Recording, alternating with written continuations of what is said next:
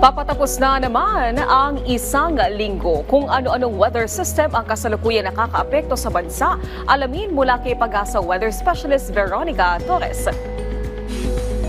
Magandang tanghali po sa inyo, pati na rin sa ating mga taga-subaybay sa PTV4.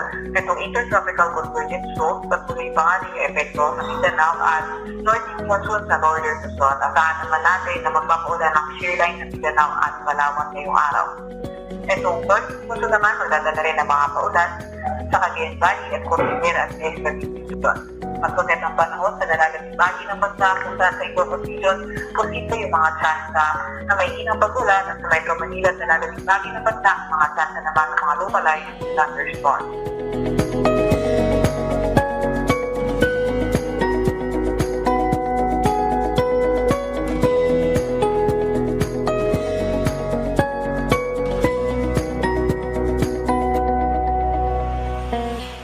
Sa kasalukuyan, wala naman tayo nakataas na heat warning kahit na ang dagat-ibay ng ating bansa. Pero ingat sa mga papalaon sa Luzon, pati na rin sa silangang bahagi ng Visayas at Mindanao dahil magiging maalon o magiging katakdaman hanggang sa maalon ang karagatan.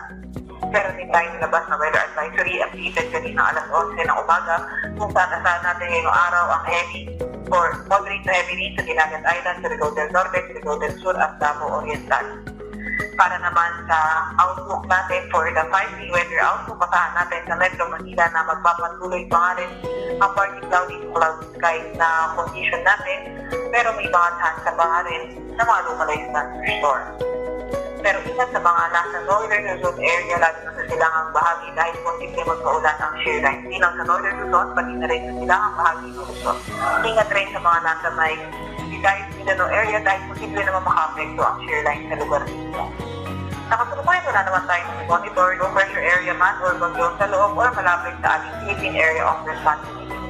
At ito naman update sa ating mga dami.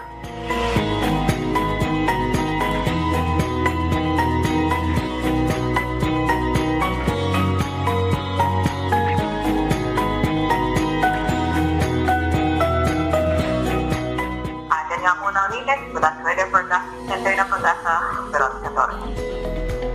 Maraming salamat Pag-asa Weather Specialist Veronica Torres at paalala muli sa ating mga kababayan para maging ligtas sa lahat ng pagkakataon mula sa epekto ng pabago-bagong panahon o galing tumutok dito lang sa PTV Info Weather.